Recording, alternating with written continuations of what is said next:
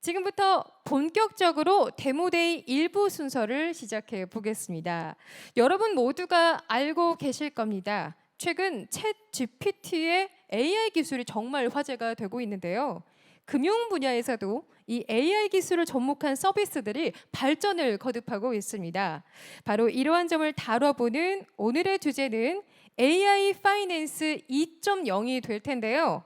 여러 업권의 우리 AI 전문가분들 모시고 앞으로의 금융 AI는 어떤 모습으로 발전해 나갈지 이야기 나눠보는 토크쇼를 저희가 준비해 봤습니다. 자, 그리고 이에 앞서서 아직 완성형은 아닌데요. 우리금융그룹에서 개발을 진행 중인 인공지능 기반 AI 뱅커에게 이 AI 기술이 금융 서비스에 어떻게 적용이 되어 왔고 얼마나 발전하고 있는지를 먼저 한번 물어보도록 하겠습니다. 자, 만나보겠습니다. AI 뱅커님 안녕하세요. AI를 활용한 우리금융그룹의 금융 서비스 어떤 건가요? 네, 안녕하세요. 우리은행의 AI 뱅커입니다. 그럼 먼저 인공지능 기술에 대해 설명드리고 AI를 활용한 금융 서비스에 대해 말씀드릴게요. AI는 어떤 문제를 해결하기 위해 만들어진 기술일까요? 일반적으로 인공지능은 인간의 지능을 학습을 통해 구현하고 사람이 하던 단순 반복적인 작업을 대신해주며 지적 판단의 불확실성을 해소해주는 기술입니다. 사실 인공지능 기술은 최근에 새롭게 등장한 기술은 아닙니다. 과거 1950년대부터 이론적 배경은 어느 정도 마련되어 있었고 컴퓨터의 성능이 발전되고 데이터가 많아지면서 그 이론을 실현시킬 수 있게 된 것입니다. 인공지능 기술은 컴퓨터가 스스로 학습하여 성능을 향상시키는 머신러닝에서 인간의 뇌의 뉴런과 유사한 인공신경망을 이용하여 기계를 학습시키는 딥러닝 기술까지 발전해 왔습니다. 이것이 지금까지 우리가 알고 있던 인공지능의 모습이죠? 그렇다면 금융회사와 AI는 어떻게 서로를 발전시키고 있을까요?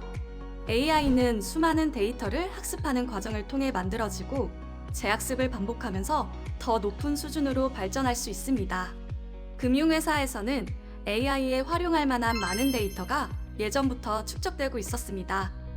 금융회사가 기본적으로 가장 많이 보유하고 있는 데이터인 경제지표, 주가지수, 금융정보 등 정형 데이터뿐만 아니라 이미지 데이터, 음성 데이터, 텍스트 데이터 등 다양한 비정형 데이터를 보유하고 있습니다.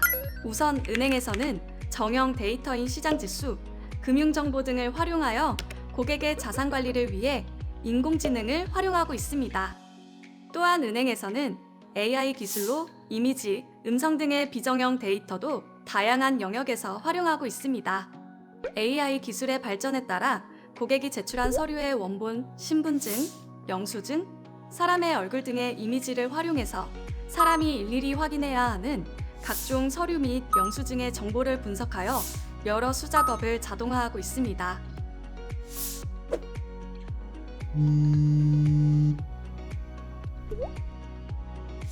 안녕하세요. 우리은행 인공지능 상담원입니다. 실례지만 우리 고객님 되세요? 네, 우리은행에서 가입하셨던 예금이 다음 달 만기가 되어 전화드렸는데 잠시 통화 가능하세요? 방금 전화를 건 목소리는 사람일까요? AI일까요? 네, 방금 목소리는 AI가 직접 고객에게 전화를 건 음성입니다. 이제는 고객과 음성을 통해 대화하는 수준으로 고객센터의 상담 업무를 소화하고 있습니다. 은행을 이용하면서 AI를 가장 먼저 접할 수 있는 서비스는 무엇일까요? 바로 챗봇입니다. 챗봇은 다양한 텍스트 데이터로 이루어진 은행의 규정, 매뉴얼 등을 미리 학습합니다. 현재 챗봇은 고객의 긴 질문을 이해할 수 있고 미리 개발이 필요하긴 하지만 다양한 질문에 답변할 수 있는 수준까지 도달하였습니다. 그럼 최근 가장 급속도로 발전을 이룬 AI 분야는 무엇일까요? 바로 자연어 처리 분야입니다. 2017년 구글에서는 트랜스포머라는 딥러닝 기술을 발표합니다. 트랜스포머는 인간이 언어를 다룰 때 사용하는 뇌신경의 동작 원리를 참고하여 만들었고 그 결과 높은 성능을 발휘하게 되었습니다. 트랜스포머는 언어의 맥락을 이해하여 사전에 학습된 정보를 기반으로 통계적, 확률적으로 가장 나타날 가능성이 높은 단어를 예측하여 새로운 문장을 생성합니다. 트랜스포머는 인간의 언어 처리 방식에 가장 근접한 알고리즘 기반의 모델로 기존 방식인 단어와 문장의 이해에서 그쳤던 인공지능의 수준에서 챗 GPT로 대표되는 생성형 AI로 발전하였습니다. 이제 AI는 생성형 AI의 등장과 함께 지금까지와 전혀 다른 수준으로 도약하게 되었습니다. 따라서 금융회사에서도 사람처럼 대화하고 컨텐츠를 생성하는 생성형 AI의 출현으로 인해 새로운 국면을 맞이하게 되었습니다. 앞으로도 인공지능 기술은 더욱 빠른 속도로 진화할 것입니다. 생성형 AI 시대 AI 파이낸스 2.0 과연 어떤 모습일까요? 지금까지 우리은행의 AI 뱅커였습니다. 감사합니다.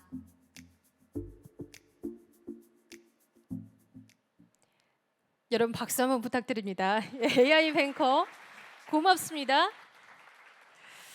수작업을 자동화하는 것뿐만 아니라 사실 우리금융그룹의 전 직원들은 이 AI 뱅커가 상당히 친숙할 수밖에 없는 게요. 전 직원이 연수 영상을 AI 뱅커의 또 연수와 진행으로 저희가 접하고 있습니다. AI라고 하기엔 모습과 움직임이 꽤나 자연스러웠는데요. 하지만 저희가 조만간 더욱더 발전된 모습의 AI 뱅커를 선보일 예정이니까요. 많은 기대와 또 응원 부탁드리겠습니다. 조금 전 AI 뱅커의 말에서 나왔던 내용인데요. 챗 GPT로 대표되고 있는 생성형 AI 시대, 과연 그 금융 서비스는 어떤 발전을 이어갈 수 있을지 앞으로의 모습들과 과정이 궁금해지는데요. 각계 AI 전문가들과 이 주제로 토론해보는 시간 지금부터 갖도록 하겠습니다. 토크쇼의 진행을 맡아주실 머니투데이 류준영 차장님을 무대 위로 모시겠습니다. 여러분 박수 부탁드립니다. 차장님 어서 오세요. 네, 안녕하세요. 네. 디노렉과 유니콘 팩토리 데모데이 오신 여러분 환영합니다. 최근 하도인 챗 GPT 관련한 사진 중에서 제 시선을 이끈 사진이 한 장 있었습니다. 뉴욕 타임즈에 실린 기사인데요.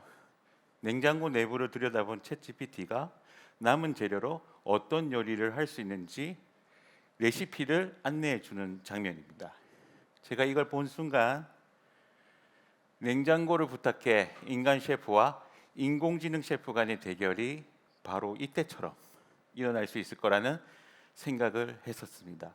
그렇다면 금융을 포함한 우리 생활 주변에서는 이 AI가 어떤 변화를 이끌어낼 것인가, 그리고 그 변화는 과연 긍정적이고 미래 발전적일까, 이에 대해서 함께 이야기를 나눌 전문가분들을 무대로 한 분씩 모시도록 하겠습니다. 첫 번째로 만날 분은 서울대학교 김건희 교수님입니다.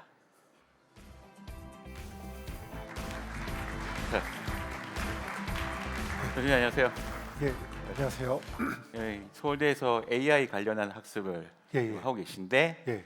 학생들에게 요즘 가르치는 것은 무엇을 가르치고 계십니까? 저는 사실 박사 때 컴퓨터 비전을 주로 전공을 했고요. 지금은 컴퓨터 비전과 자연어 처리의 교점에 있는 연구를 주로 하고 있습니다.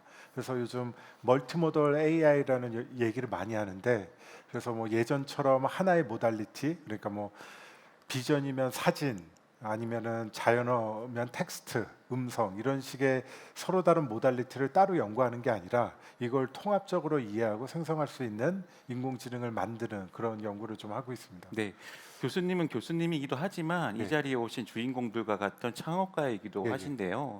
리플 AI라는 회사를 대표직을 맡고 있다고 들었습니다. 어떤 사업을 하고 계신지요? 사실 요즘 학교에서도 그 창업을 좀 많이 인커리지하고 있습니다. 왜냐하면 학교에서의 연구가 그냥 논문으로 끝날 게 아니라 실제 사회에 도움이 되는 기술이 되고 그걸 통해서 부가가치를 만드는 걸 좀 많이 인커리지를 하고 있는데요. 저희 같은 경우에는 제가 아무래도 비전과 자연어 처리 교점에 있는 연구를 하다 보니까 그 K 컨텐츠, 그러니까 영화라든지 드라마 혹은 다큐멘터리, 뭐 예능, 뭐 수많은 컨텐츠가 되겠죠. 그런 수많은 컨텐츠들을 자동으로 숏폼으로 만들고 그 다음에 뭐 다양한 태그를 붙여가지고 그걸 2차 활용이 가능할 수 있도록 만드는 서비스를 개발하고 있습니다. 네, 그 서비스는 지금 운영이 되고 있으니까 앞으로 나올 계획입니까? 저희 베타 이제 서비스가 6월에 이제 공개될 예정이고요. 그리고 다양한 이제 뭐 그 영화사라든지 그 방송국을 통해 가지고 저희 기술을 활용할 수 있는 기회가 앞으로 좀 생길 것 같습니다. 그래서 많은 관심을 가지고 바라봐 주셨으면 감사하겠습니다. 네, 짧게 강구해 주실 한국어 강구를 할 수 있는 시간을 네. 드렸고요. 네. 첫 번째 자리로 네, 모시겠습니다. 감사합니다. 네. 예, 두 번째로 만날 분은 우리은행 김효준 AI 사업부 차장님이십니다. 안녕하세요. 우리은행 김효준입니다. 네, 은행에도 AI를 연구하는 부서가 있다는 것을 이번에 처음 알았는데 네. 주로 어떤 업무를 하고 계십니까? 네, 우리은행 AI 사업부에서는 그 뱅킹 서비스의 디지털 트랜스포메이션을 위해서 최신 인공지능 기술을 활용해서 은행을 찾아주시는 고객분들이나 아니면 직원분들의 편의성을 높일 수 있는 그런 AI 인공지능 기반의 서비스를 네. 기획하고 개발하고 있습니다. AI 혁신으로 은행의 모습이 앞으로 어떻게 바뀔지 토크쇼에서 더욱더 구체적으로 그리고 무엇보다 재미나게 말씀해 주시길 부탁드리겠습니다. 네, 알겠습니다. 두 번째 자리에 모시겠습니다. 네. 세 번째로 만나뵐 부분은요. LG AI 연구원의 최정규 상무님이십니다. 네.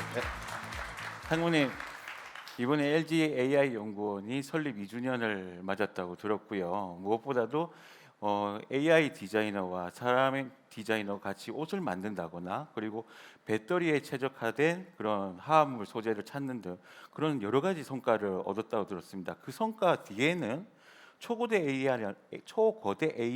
AI라고 하는 그 엑사원이라는 게 있었다고 하는데 맞습니까? 네, 맞습니다. 저희 LG의 초고대 AI인 엑사원에는 세 가지 서비스 방향성이 있습니다. 앞서 말씀드린 어떤 디자이너 협업을 통해서 옷을 만드는 어떤 창작 영역의 아틀리에라는 서비스가 있고요. 디자이너 외에도 저희가 LG그룹의 지명 광고를 통해서 광고 대상도 받고, 그다음에 세계 3대 디자이너 스쿨인 파슨 스쿨 디자인 스쿨과 협력을 통해서 네. 여러 가지 제품 디자인에 시도도 하고 있고요. 네. 두 번째로는 그 언어 기반의 유니버스라는 서비스들이 있습니다. 이 서비스를 가지고 AI 컨택 센터에 어떤 AI 고객 접점을 혁신하는 서비스도 상용 오픈을 하는 등 여러 가지 성과가 있었고요. 그다음에 디스커버리라고 저희가 전문 문헌을 대화형으로 질의응답하거나 또는 그걸 기반으로 어떤 새로운 물질이나 신약을 발굴하는 그런 프로젝트, 다양한 산업 분야에서 다양한 파트너들과 협업을 하고 있습니다. 네. 우리 금융가는 또 어떤 거대한 서비스를 만들어내실지 벌써부터 기대가 되는 것 같습니다. 네, 세 번째 자리로 모시겠습니다. 다음 만나뵐 분은 리튼 테크놀로지의 이세영 대표입니다. 네, 대표님. 네. 어떻게 보면 스타트업 대표로 이 자리에 올라왔다는 것은 생성형 AI에 대한 이해나 혹시나 그 탁월한 재능이 있다라는 인정을 받았다라고 해도 과언이 아닐 것 같은데 어떻게 생각하십니까? 네, 우선 이런 소중한 기회에 또 불러주셔서 너무 감사드리고 스타트업으로서 이 생성 AI라고 하는 이 기술혁명에서 어떤 그 느낌점이 있고 또 앞으로 어떻게 나아갈지 또 저희가 하고 있는 일도 소상히 말씀드리도록 하겠습니다. 네, 정말 궁금해요. 챗 GPT-4라는 생성형 AI가 나왔는데 이 생성형 AI를 스타트업 시에서는 어떻게 바라보고 있습니까? 네, 되게 큰 기회라고 바라보고 있고요. 그 기회가 사실 인터넷과 모바일에 있는 새로운 거대한 기술 혁명이라고도 보고 있고 AI 인터페이스라고 하는 새로운 이제 그 발판 위에서 얼마나 많은 서비스들과 비즈니스들이 생겨날지 또 그 중에서 누가 빅테크가 될지 상당히 설레는 마음으로 도전하고 있습니다. 네, 알겠습니다. 네 번째 자리로 안내해드리겠습니다. 이제 다 모셨으니까요. 이제 본격적인 토크쇼 시작하겠습니다. 네. 네, 교수님, 아까 영상에서도 생성형 AI가 무엇인지에 대한 설명이 좀 있었는데 예. 저는 약간 좀 어렵더라고요. 예. 그래서 교수님께서 생각하시는 그 생성형 AI는 무엇이고 예. 또 우리 생활 주변에는 어떻게 접목이 될 것 같다 예. 말씀을 좀 해주시죠. 예, 그 사실 인공지능에 대한 인간의 꿈은 되게 오래됐습니다. 그러니까 사람처럼 지능을 갖춘 어떤 개체를 과연 우리의 손으로 만들 수 있을까? 그런 꿈은 되게 오래 전부터 있었는데 사실 컴퓨터라는 이제 물건이 발명되고 난 이후에 이제 본격적으로 시작이 됐고요. 그래서 사실 인공지능의 역사는 컴퓨터의 시작과 거의 시작을 같이 한다고 볼 수가 있습니다. 근데 이제 사실 그동안 뭐 이론적인 발전도 있었고 뭐 부침도 있었는데 아시다시피 2010년대 초반에 딥러닝 기술이 이제 다시 재부각이 되면서 인공지능의 발전이 아주 급속도로 빨라졌다고 볼 수가 있겠습니다. 그래서 초창기에 이제 20년대 초반에 인공지능이라는 건 기존의 데이터에 적용되는, 그러니까 주로 사람 유저의 데이터를 분석하는 데 인공지능이 활용됐다고 보시면 되겠고요. 근데 근래 들어서 이제 곽강을 받는 건 이제 아까 영상에서도 보셨다시피 생성 AI 혹은 생성형 AI라고 하는데, 그러니까 인공지능이 스스로 이제 데이터를 만드는 것이죠, 사람처럼.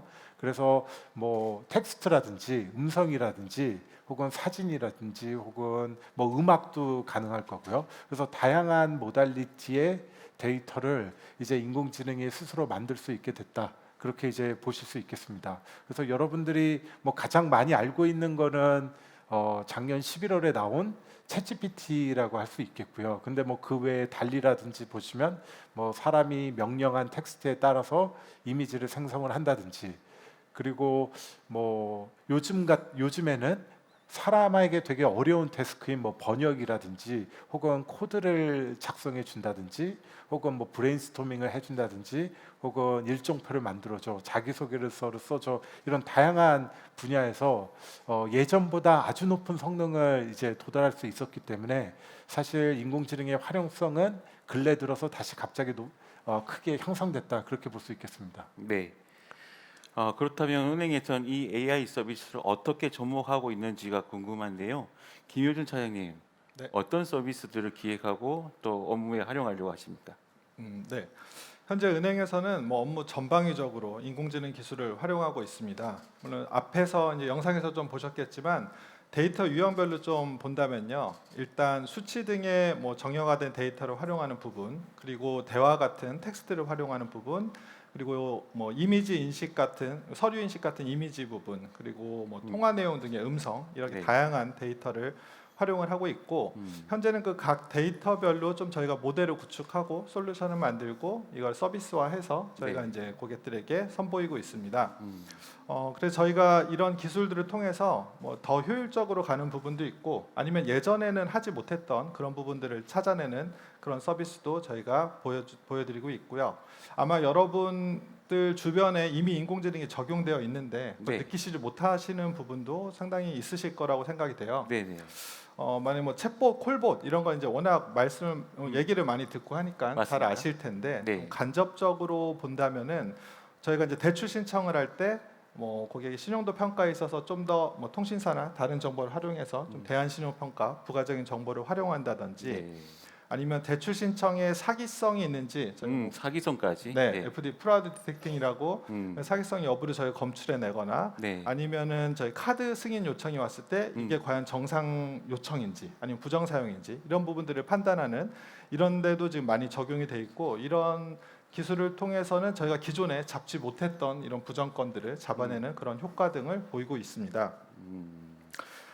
네, 그래서 저희가 이제 방금 사고 예방 관련 좀 말씀드렸는데, 뭐 생체 인식 같은 부분을 활용해서 사고 예방 강화하는 거는 당연히 다 알고 계실 거고요. 또 다른 예를 든다면 저희가 뭐 고객에게 금융 상품을 판매할 때 필수 고지해야 할 부분이 있는데, 이 부분을 저희가 실시간으로 체크를 해서 만약에 빠진 부분이 있다면 바로 뭐 경고를 드린다든지, 네. 아니면은 고객의 저희 통화나 거기에 음성의 파형을 분석해서 네. 감정 상태를 추론을 하고, 만약에 감정 상태가 안 좋다. 네, 어떻게 그러면은 됩니까? 저희가 일단 워닝을 드리겠죠. 그래도 계속 진행을 하신다 이러면 저희가 좀 예방할 수 있는 네. 보이스피싱 같은 범죄를 예방하는데도 기술들이 활용되고 있다고 보시면 됩니다. 네. 네. 그리고 뭐 수치 예측 쪽으로 가면은 아마 지금 그 로보 어드바이저 이건 많이 들으셨을 거고 앱으로도 많이 나와 있고요. 네. 지금 로보 어드바이저를 통해서 뭐 이미 자산을 증식하고 계시는 분들도 많이 계실 거라고 생각합니다. 이런 포트폴리오 매니지먼트나 아니면 자산 배분 뭐 이런 측면에서는 그 채권이나 아니면은 뭐 금융 상품, 펀드 이런 부분의 가격이나 변동성을 예측하고 최적 배분을 찾아내는 그런 솔루션이 필요한데요. 이 부분에서도 인공지능이 활용되고 과거의 수십 년간의 뭐 경제 지표라든지 아니면 각종 뉴스, 텍스트로 된 뉴스까지 활용을 해서 최적의 배분 상태를 추천하는 그런 부분까지 활용이 되고 있습니다. 그리고 근데 이제 네. 뭐 그래도 은행이라면 네, 여러분이 가장 많이 생각나시는 거는 뭐 예금 또는 적금을 가입하거나 맞습니다. 대출을 신청하는 그런 부분을 많이 생각하실 텐데요. 네. 현재는 이제 모바일로도 많이 구현이 돼 있죠. 근데 모바일에서 상당히 거래가 많이 일어나고 있기는 한데 그래도 이제 저희가 뭐 경우에 따라서는 영업점에 꼭 방문해야 하는 경우도 있고요. 뭐 서류 제출이라든지 뭐 심사라든지 그런데 이제 저희가 뭐 여기 계신 많은 분들에 해당되겠지만 직장인 같은 경우에는 솔직히 뭐 좀 가기가 힘들고 점심시간 짬 내서 갔는데 몇십 분씩 기다려야 되고 아니면은 퇴근 후나 뭐 주말에는 거의 저희가 이제 금융 업무를 처리한다는 건 좀 어려운 상황이죠. 그래서 저희는 근본적인 그 고객 상담, 뭐 업무 처리 이런 관점에서 좀 더 저희가 뭐 여러 기술들을 활용하려고 좀 생각을 하고 있고요.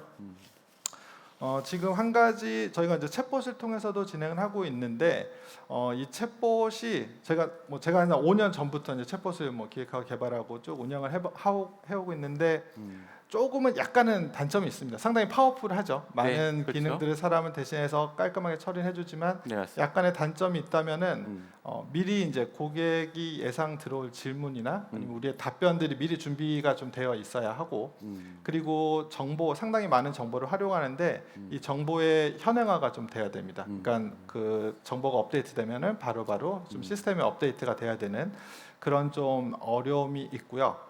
제가 여기서 그 사회자분께 한 가지 질문을 네. 드리겠습니다. 만약에 은행의 챗봇이라면 이제 대부분 그 안에 문장으로 학습이 되어 있거든요. 몇 개 정도의 문장으로 구성돼 있을 거라고 생각하시나요? 제가 생각할 때는 한 최대 10,000개 정도? 그 정도면 충분하지 않을까 싶은데요. 네, 10,000개면은 참 좋겠는데요. 네, 실상은 약 한 10만 개 정도로 보시면 됩니다. 네, 이렇게 되다 보니까 이 모든 문장을 좀 깔끔하게 관리한다는 게 여기서 약간 애로사항이 있고요.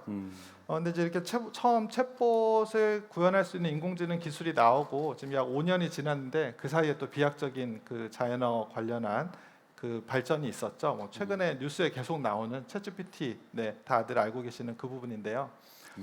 저희가 이제 챗GPT가 나오면서 좀 부각이 된 거는 기존의 인공지능은 저희가 뭐 분류를 하거나 판단을 하는 기능이었죠. 근데 이런 생성형 앞서 교수님도 말씀해 주셨지만 네. 생성형 기술이 나오면서 이제 우리 여기 AI 파이낸스 2.0처럼 뭔가 2.0 새로운 유형의 서비스를 저희가 좀 기획을 하고 있습니다. 은행 관점에서 이제 무엇을 생성을 할 수 있냐 보면은 저희가 주목하고 있는 건 대화가 될 수도 있고요. 네. 그리고 영상이나 뭐 음성 등이 될 수 있습니다. 네. 우선 뭐 영상이나 음성은 앞서 보신 그런 기물이를 통해서 보실 수 있듯이 상당히 꽤 앞으로 더 자연스러워지겠지만 어느 정도 이질감이 없는 그 정도의 지금 인터페이스, 디지털 휴먼 인터페이스 구축이 되고 있고요. 그리고 저희가 이제 주목하고 있는 부분은 대화를 생성하는 부분인데 앞서 이제 챗봇이 저희가 좀 미리 준비를 해야 됐다면 이 부분은 저희가 학습을 미리 시켜놓고 그때 좀 맞춰 생성도 할 수 있고 또 일반적인 대화도 어느 정도 가능하기 때문에 직접 저희가 뭐 대고객 서비스에 적용하기에 적합하다고 판단을 하고 좀 추진을 하고 있습니다. 그래서 사실은 이제 저희가 우리은행은 그 2년 전에 지금 챗GPT 전신인 GPT-3가 이제 기술이 발표가 됐죠. 이때부터 어떤 업무에 어떤 방식으로 어떻게 활용을 할지 그로부터 우리가 어떤 효과를 얻을지를 이미 고심을 해오고 있습니다.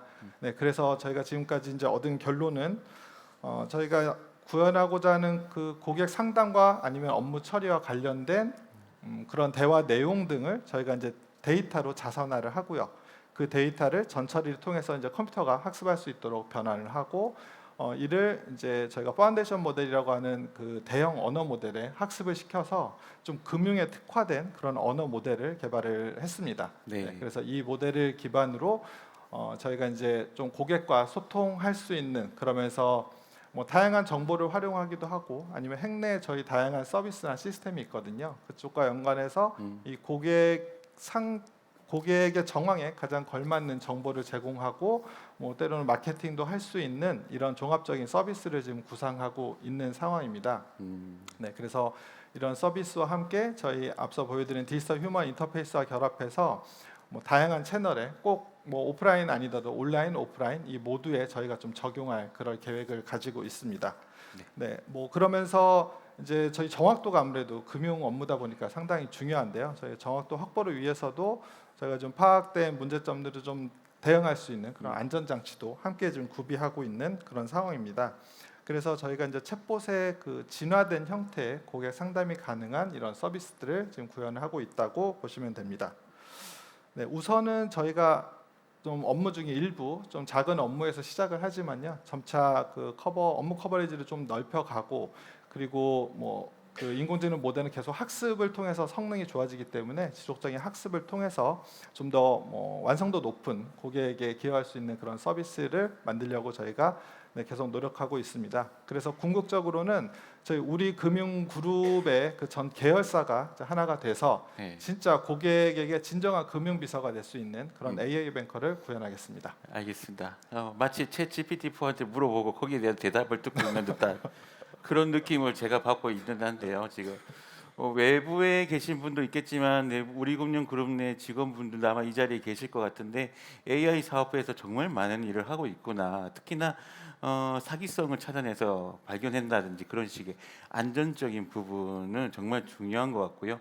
그런 부분에서 우리 금융그룹의 서비스 참 탄탄하고 믿을만 하겠다라는 생각이 들기도 합니다. 근데 말씀해 주셨던 AI 서비스를 어떻게 구현한다라는 게 말처럼 그렇게 쉽지만은 않을 것 같은데요.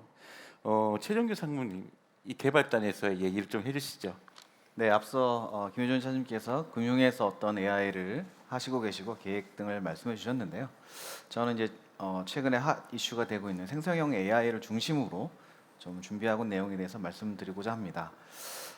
생성형 AI 정말 핫 이슈입니다. 지난 6개월 동안 굉장히 많은 관심과 그다음에 인기를 얻고 갖고 있고 각 산업 분야에서 어떻게 적용할지에 대한 관심과 문의가 폭증하고 있는 상태입니다. 네. 근데 이런 챗GPT를 구현할 때 가장 중요한 게 첫 번째는 데이터입니다. 기자님 질문 하나 저도 드리겠습니다. 네. 그래서 한국어가 전 세계 인터넷에서 몇 프로를 차지하고 계신지 아십니까? 한 5% 6% 정도 되지 않을까 싶은데요. 네. 네, 한국어는 전 세계 인터넷에서 한 0.6% 정도의 비중을 차지하고 있다고 합니다. 그 외에 영어는 그 네. 100배인 한 60% 정도를 차지하고 있다고 합니다. 네. 그래서 이 챗GPT는 이 영어 기반으로 수많은 데이터를 학습했는데 한국어만으로는 저희는 그 정도 수준의 데이터 기반으로 학습하지 못하면 네. 성능이나 다양한 어떤 확장성이 없다고 판단을 해서 초기부터 영어와 한국어를 동시에 합습시켜서 영어의 지식을 한국어로 가져오고 한국에 맞는 어떤 특성을 살리는 그런 모델 중심으로 개발을 해왔고요. 그 결과 어느 정도 의미가 있었습니다. 예를 들어서 한국어에 없는 어떤 특정 태스크들이 네. 영어에 있는데 이런 기술들이 문제를 푸는 현상도 발견했고요. 네. 두 번째는 이 데이터가 많더라도 정말 의미 있고 신뢰 있는 데이터가 중요합니다. 그래서 인터넷에 있는 웹 데이터는 굉장히 믿을 수 없는 데이터가 많이 있지 않습니까? 그렇죠. 그래서 뭐 전문 문헌, 뭐 특허 논문, 금융 문서, 그다음에 도서 이런 중심으로 좀 신뢰할 수 있는 데이터 중심으로 좀 학습했다고 말씀드릴 수 있고요. 근데 이런 학습 데이터와 그리고 인프라가 있더라도 초고대 AI를 성공적으로 학습시키는 굉장히 어렵습니다. 실질적으로 해보면 이상하게 학습이 안 되거나 발산하거나 페일하는 경우가 굉장히 많은데요.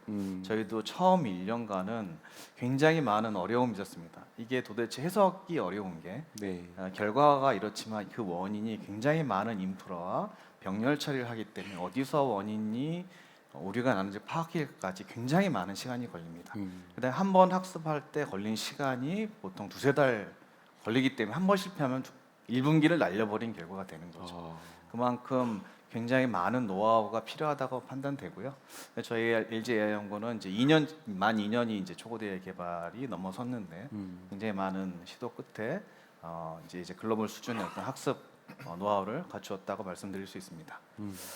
뭐 그렇게 데이터와 학습을 잘 하더라도 지금 챗GPT가 보여주는 여러 장점들도 있지만 단점을 본다면 사실이 아닌 걸 정말 그럴듯하게 사실처럼 말하기 때문에 네. 그 지식을 잘 모르는 분이라면 그걸 정말 사실처럼 얘기합니다. 이거를 지금 홀로시네이션, 어떤 환각 효과라고 하는데요. 금융 영역에서는 이건 굉장히 중요한 서비스입니다. 고객에게 자칫 어떤 상품이나 그런 잘못 안내를 해서 고객 클레임이 들어온다면 금융 산업에서 굉장히 크리티컬한 이슈일 거라고 예상됩니다. 그래서 저희 LG 엑사원은 초기부터 어떤 전문가 그리고 정확도와 신뢰성을 목표로 개발을 하고 있고요. 첫 번째로는 어떤 답변을 할 때 정확한 근거 기반의 답변을 하는 기술들을 개발했습니다. 그래서 어떤 문서가 왔을 때 답변할 때 그 문서의 정확한 근거와 요지를 전달하게 하고 사용자가 그거를 확인할 수 있는 그런 기술 장치가 되어 있고요. 두 번째는 챗GPT는 그냥 답변을 텍스트로 하지 않습니까? 근데 LG 엑사원은 금융 시스템에 네. 접속해서 고객의 실시간 맞춤형 정보를 가져오도록 어떤 특정력이 정의된 어떤 인텐트라고 하는 정의된 규격을 제너레이션하도록 해서 실제 은행 시스템과 연동을 통해서 뭐 금리라든지 맞춤형 정보들을 가져오도록 개발되어 있습니다. 이런 기술들이 지금 우리 은행과 같이 AI 뱅커를 같이 협력해서 개발하고 있고요. 제가 볼 때도 금융 분야에서 우리나라에서 굉장히 우리 은행이 굉장히 앞서 있다고 볼 수 있습니다. 챗GPT가 오기 전부터 이 기술이 굉장히 중요해지고 잘 될 거라고 예상했던 어떤 인사이트가 있었다고 말씀드리고 싶고요. 앞으로 이런 협업을 통해서 금융 서비스의 혁신을 LG 엑사원과 함께 만들어 갈 것이라고 기대하고 있습니다. 알겠습니다. 말씀 잘 들었습니다. 이세영 대표님, 네. 리트는 생성형 AI 서비스를 가장 먼저 어떻게 보면 선두주자라고 할 수 있을 것 같은데 지금 하고 계신 서비스가 무엇인지 그리고 그 서비스의 어떤 개발 과정에서의 고충이라든지 그런 얘기를 좀 해주시죠.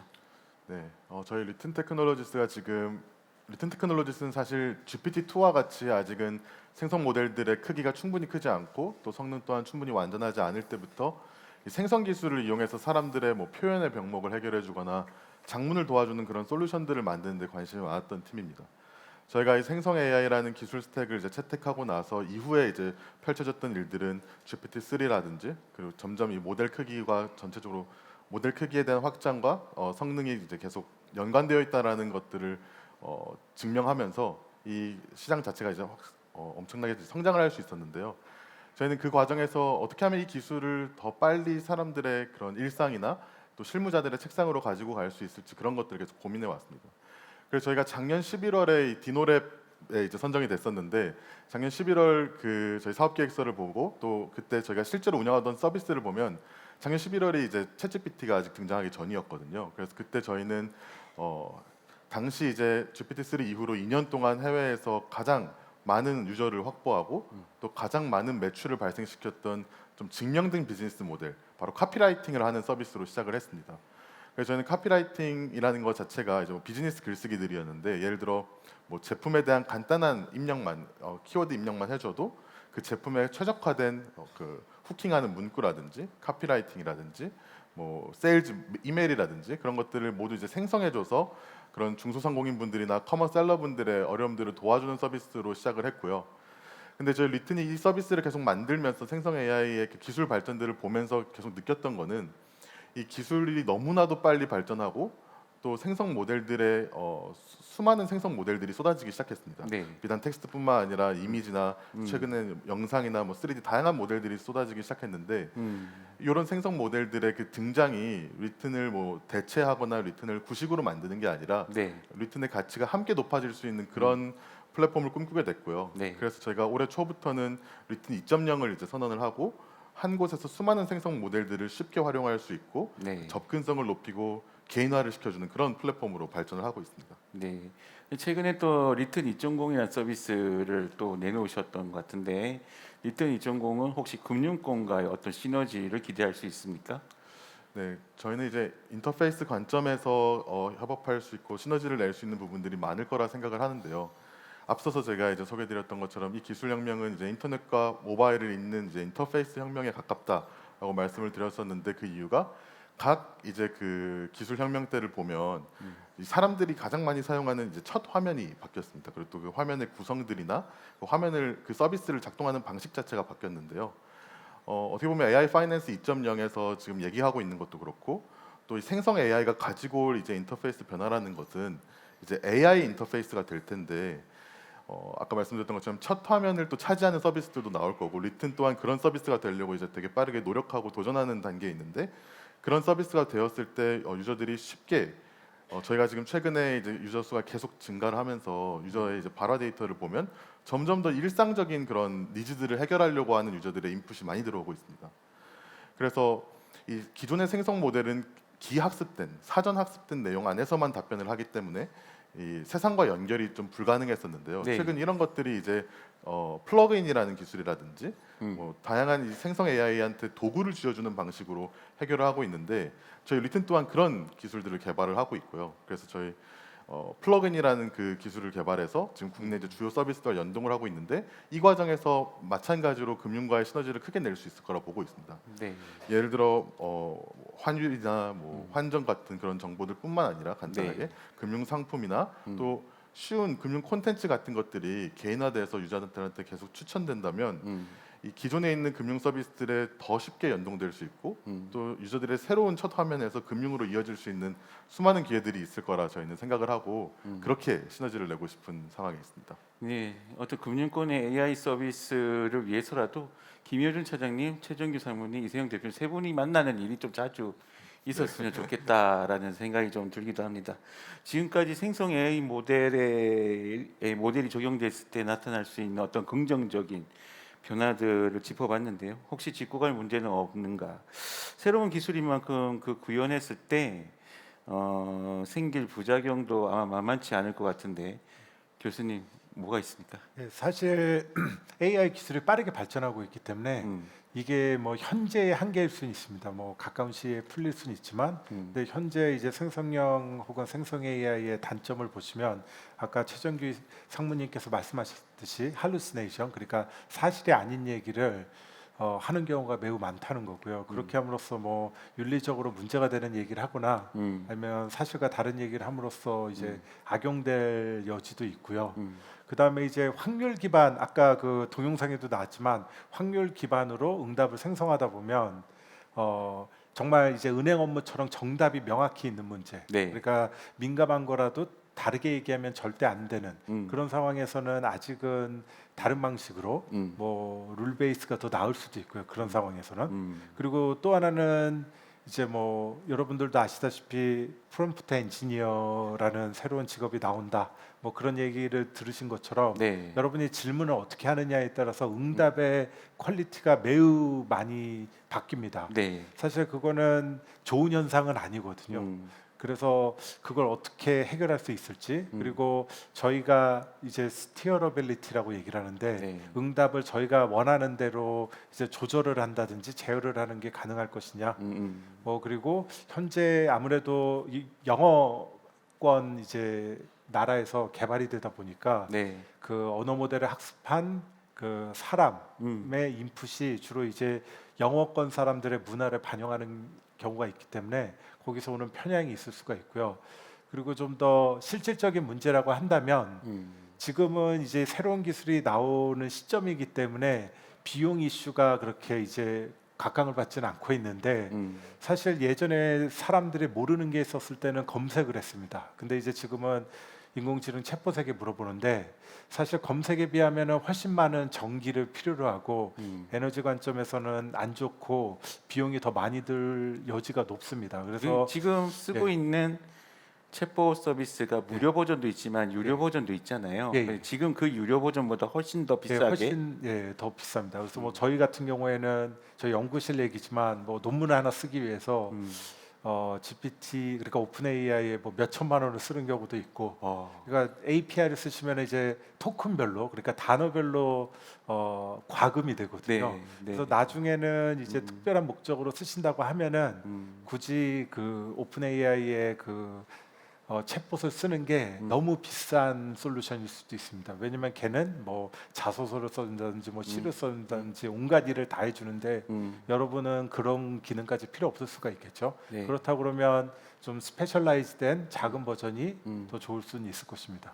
외산이기 때문에 비쌀 수 있는 겁니까? 아니면 국산 얘기로 여기서 나올 수 있는 건가요? 사실 그 약간 오버킬인 것 같습니다. 그러니까 정말 다양한 일을 하는 제너럴 퍼포스 알고리즘인데 우리가 필요한 거는 거기까지 필요가 없다고 하면은 굳이 그런 뭐 좋은 서비스까지는 쓸 필요가 없을 확률이 높겠죠. 그러니까 추후에는 그런 비용적인 고려까지 서비스를 기획하고 개발할 때 고려해야 되지 않을까 싶습니다. 미처 생각지 못했던 부분을 긁어주셔가지고 감사합니다. 최종규 선생님, 그 개발단에서는 또 어떤 걸 짚어줄 수 있을까요? 네, 그 김교진 교수님께서 잘 정리해서 말씀해 주셨고요. 한 4가지 정도를 말씀해 주셔서 일단 현재 저희가 진행하고 있거나 진행되고 계획 있는 얘기도 잠깐 말씀드리겠습니다. 첫 번째 사실이 아닌 부분은 앞서 좀 말씀드린 것처럼 구글의 바드처럼 검색 기술이나 또는 아까 말씀드린 것처럼 어떤 시스템 요청을 해서 받아온 결과를 기반으로 답변을 하기 때문에 현재 그 부분이 이제 많이 과도기적이긴 하지만 굉장히 많은 상용화 단계에 접어들었다고 말씀드릴 수 있을 것 같고요. 두 번째는 이제 그런 것 기반으로 어떤 답변의 수위나 조심성을 판단할 수 있습니다. 예를 들어 접속한 결과를 가지고는 이게 어느 민감 정보라고 하면 굉장히 어떤 정해진 멘트를 가도록 상용 단계에서는 구현할 수 있고요. 그렇지 않은 단계에는 조금 더 자유롭게 말씀할 수 있는 그런 단계가 됐다고 볼 수 있고요. 네. 세 번째는 비용 관련해서는 학습 비용은 지금 굉장히 저희도 굉장히 큰 부담을 갖고 투자를 많이 하고 있습니다. 그런데 이제 아무래도 산업이 과도기가 있겠지만 반도체의 발전 속도가 굉장히 빠르기 때문에 우리가 지금 PC에서가 예전에 서버급이었듯이 그 문제가 뭐 시간은 좀 걸리겠지만 어느 네. 정도 해결될 거라고 학습은 그렇고요. 근데 이제 상용화할 때는 이 학습된 모델을 가지고 이제 서버에 올려서 인퍼런서를 합니다. 인퍼런서 하는 단계는 큰 모델을 굉장히 작게 하는 기술들이 굉장히 많이 들어왔습니다. 저희가 큰 모델 기반으로 어떤 작은 모델 타겟화해서 작게 하는 기술들이 개발을 했고 이 기술을 저희 계열사에 이미 상용 오픈을 했을 때 네. 비용 시적인 그러니까 실제 상용 서비스에 운영되는 모든 학습이 아니라 학습된 모델을 인퍼런스 하는 거기 때문에 거기에 이슈는 굉장히 해결이 됐고요. 비용 이슈는 없었습니다. 네. 네. 마지막으로 이제 편향성을 말씀하신 것 같습니다. 맞나요? 제가 아무래도 이제 미국 중심의 데이터가 많고 그다음에 한국 데이터는 적기 때문에 그 부분은 이제 굉장히 해결해야 되는 아직 리서치 토픽으로 많이 남아 있는 것 같습니다. 그래서 대부분의 서비스는 저희도 그렇지만 어떤 편향성 문제를 굉장히 정의하고 판단은 별도의 로직을 둬서 상용화를 지금 하고 있는 단계고요. 그런 부분은 좀 학계에서 좀 더 이걸 효율적으로 잘할 수 있는 연구들이 네. 많이 나와줬으면 좋겠습니다. 네, 알겠습니다. 네, 더 다양한 얘기를 나누고 싶지만 시간 관계상 이쯤에서 마무리를 해야 될 것 같습니다. 더 나은 미래를 위해서 우리는 인공지능의 잠재력을 최대한 활용하고 동시에 적절한 규제와 개발 가이드라인을 마련할 필요가 있겠다라는 생각이 듭니다. 참석해주신 전문가 패널분들 그리고 지금까지 경청해주신 객석의 여러분들께 깊은 감사의 말씀드립니다. 고맙습니다. 감사합니다. 네, 저희가 알지 못했던 이야기들을 또 나눌 수 있는 충분한 시간이 됐는데요. 이 든든한 전문가분들이 있어서 우리가 또 앞으로 더 미래를 기대할 수 있는 것 같습니다. 패널분들 고생 많으셨고요. 토크쇼 진행으로 함께 해주신 류준영 차장에게 여러분 다시 한번 큰 박수 부탁드립니다. 네, 고생하셨습니다. 네, 디노랩 데노데이 지금부터 10분 동안 휴식 시간 갖고요. 잠시 후 오늘의 하이라이트인 디노랩 기업 IR 발표로 2부 순서 이어가겠습니다. 여러분 3시 15분까지 다시 이 자리로 돌아와 주시면 되겠고요. 자, 2부를 시작하기 앞서서 저희가 약 5분간 시간을 할애해서 여러분 입장하실 때 제출해 주신 경품 응모권의 추첨을 진행할 예정입니다. 여행 상품권 등 푸짐한 경품 준비되어 있으니까요. 여러분 이 시간 놓치지 마시고요.